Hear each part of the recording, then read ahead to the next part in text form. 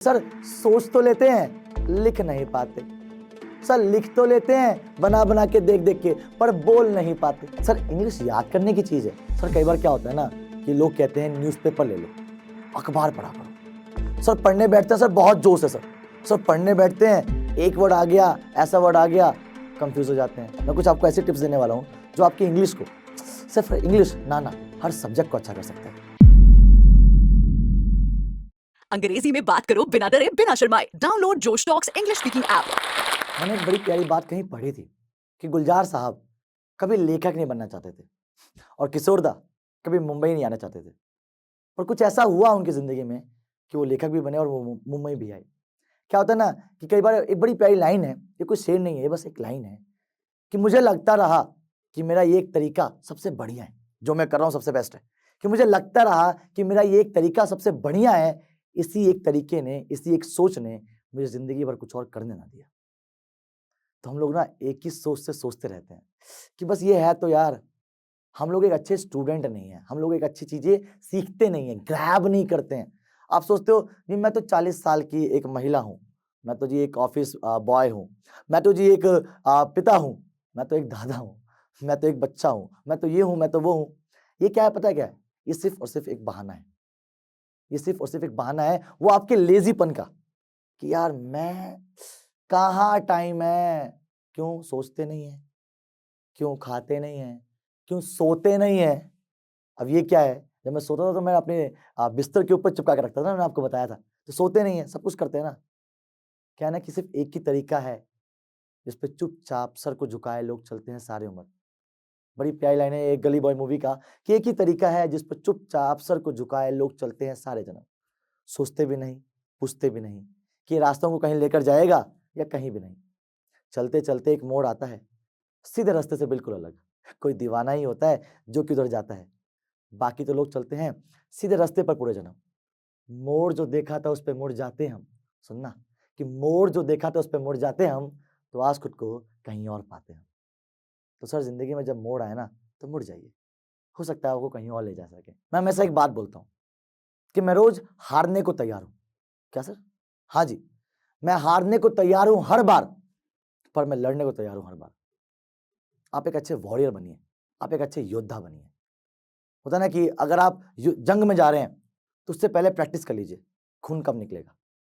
कहता है कि जंग के मैदान से पहले पसीने ज्यादा बहा लो ताकि जंग के मैदान में खून कब निकले। अब आप लोग मुझे कमेंट करके बताइएगा कि इसको इंग्लिश में क्या बोलते हैं। ठीक है, चलिए अब आगे बात करते हैं। अब क्या है ना कि मैं एक टीचर हूँ, स्टूडेंट के साथ साथ, तो बहुत सारे बच्चे जो हैं मेरे को बहुत ढेरों कमेंट, ढेरों मैसेजेस, चाहे इंस्टाग्राम हो, यूट्यूब हो, चाहे कहीं भी प्लेटफॉर्म हो, कि सर बहुत सारी दिक्कतें आती हैं इंग्लिश में लेके। मैं कुछ कॉमन दिक्कतों की बात कर लेता हूँ कि सर सोच तो लेते हैं लिख नहीं पाते। सर लिख तो लेते हैं बना बना के देख देख के, पर बोल नहीं पाते। दोनों प्रॉब्लम एक ही है। क्या है ना कि मैंने बहुत पहले सुना था कभी बचपन में, इसको याद होता है सर? क्या इसको याद होता है ना? ना ना ना, इसको याद होता है हाथों को। आप जितना ज्यादा लिखेंगे आपको उतना ज्यादा याद होता है।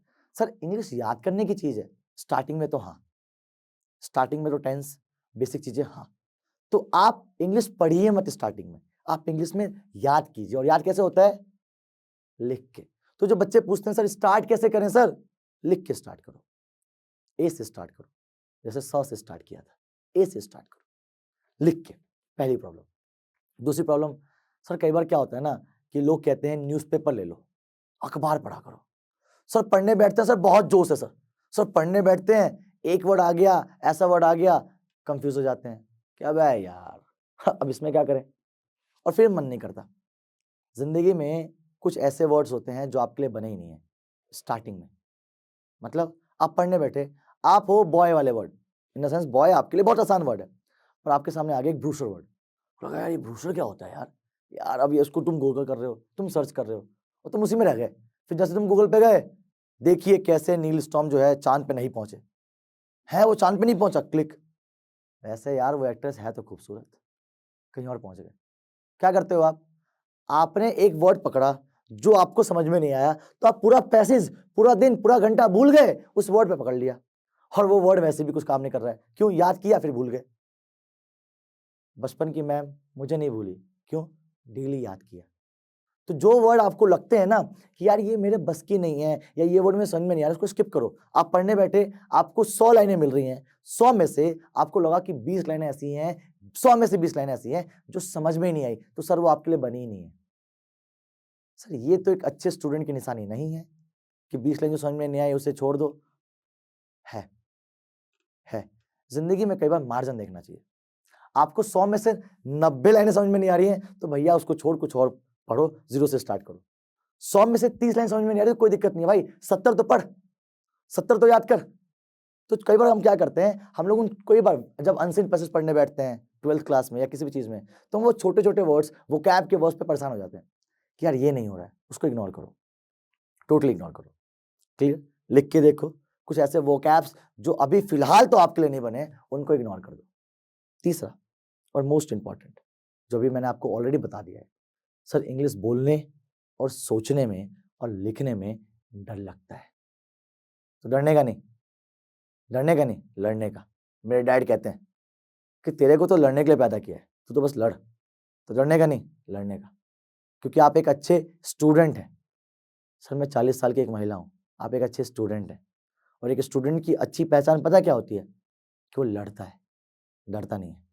आप अभी तक डर रहे थे, अब लड़ना स्टार्ट कीजिए। चलिए ये तो हो गई महिलाओं की और अलग लोगों की बात। अब मैं आपसे बात करता हूँ। आप 10th क्लास के स्टूडेंट हैं, अच्छा 11th के हैं, अच्छा 12th के हैं, अच्छा अभी आप स्टूडेंट हैं बस। आप सब लोगों के लिए यहाँ पे जितने भी स्टूडेंट्स मुझे देख रहे हैं, अब आप मेरी बात बहुत ध्यान सुनिएगा। वो वॉल्यूम थोड़ा सा तेज कर लीजिए ना, ऑलरेडी तेज है तो थोड़ा सा अपने आप को इन्वायरमेंट को शांत कर लीजिए। मैं कुछ आपको ऐसे टिप्स देने वाला हूँ जो आपकी इंग्लिश को, सिर्फ इंग्लिश ना हर सब्जेक्ट को अच्छा कर सकता है। सर बताइए, मैं लिख लेता हूँ। भाई सुनो सुनो, क्या चीज़ है? सबसे पहले क्या होता है ना कि हम लोग हमेशा इंग्लिश में सोचते हैं ना, या किसी भी चीज़ में जब हम पढ़ने बैठते हैं, इंग्लिश की बात कर लेते हैं कि हम इंग्लिश पढ़ने बैठते हैं ना, तो हमें सोचते हैं यार कहाँ से स्टार्ट करूँ? हमारे ट्यूशन में, हमारे स्कूल में, हमारे दोस्तों में कुछ और चल रहा है। आज मेरा पढ़ने का मन किया, चलो एक काम करता हूँ, फर्स्ट चैप्टर से स्टार्ट करता हूँ। फर्स्ट चैप्टर पढ़ने बैठे बोर हो गए क्योंकि चल कुछ और रहा है।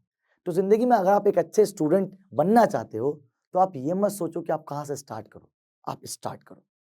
तो वही सेम चीज़ है, अगर आप अभी आपके पास 10th 11th 12th कहीं भी आप हैं और आपके सामने इंग्लिश है और आप सोचें कि अब इंग्लिश पढ़ूं तो कहाँ से स्टार्ट करूं, तो ये मत सोचिएगा कभी भी। जिंदगी में हम लोग यही सोचते हैं, अगर मैं अभी कुछ भी नहीं आता मुझे इंग्लिश में और मैं ये सोचूं कि मैं कहाँ से स्टार्ट करूं, तो मैं जिंदगी में कभी स्टार्ट ही नहीं कर पाऊंगा। मैं जिंदगी में कभी स्टार्ट ही नहीं कर पाऊंगा, क्योंकि मैं भागने से डरता हूँ। होता है ना, जिंदगी में आप बचपन में आप उड़ना चाहते थे, अब चलने से भी डर लगता है। क्यों? हमेशा सोचते हो कहाँ से स्टार्ट करें, भागे कहाँ से, गिर गए तो जो आपके सामने उसको पढ़ लो भाई, उसको पढ़ो। चलो ये तो हो गई इंग्लिश की बात। सर 5 सब्जेक्ट है सर। सर 5 सब्जेक्ट में अगर मैं बात करूँ, मैं 12th का स्टूडेंट हूँ या मैं बात करूँ मैं 10th का स्टूडेंट हूँ, तो 5 सब्जेक्ट में अब मैं क्या स्पोकन को समय दूँ? हैं? स्पोकन पढ़ूँ मैं अब? अरे जो लिटरेचर उसको पढ़ने दो यार, हल्का-फुल्का ग्रामर पढ़ने दो।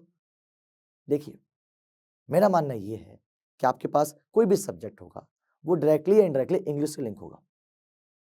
आपका मीडियम हिंदी भी हो सकता है, लेकिन इंग्लिश तो इंग्लिश में होगी, तो कुछ ना कुछ चीज़ें जो है इंग्लिश से लिंक होती हैं। अगर आप अच्छे विद्यार्थी हैं इंग्लिश के, अगर आपका ग्रामर अच्छा है, तो आप कुछ भी कर सकते हो। थोड़ा-सा एग्ज़ाम्पल देता हूँ। मैं आपको एक मैगी खिलाता हूँ, जिसमें नमक नहीं है, पर मैंने जो है उसको बहुत अच्छे से परोसा है।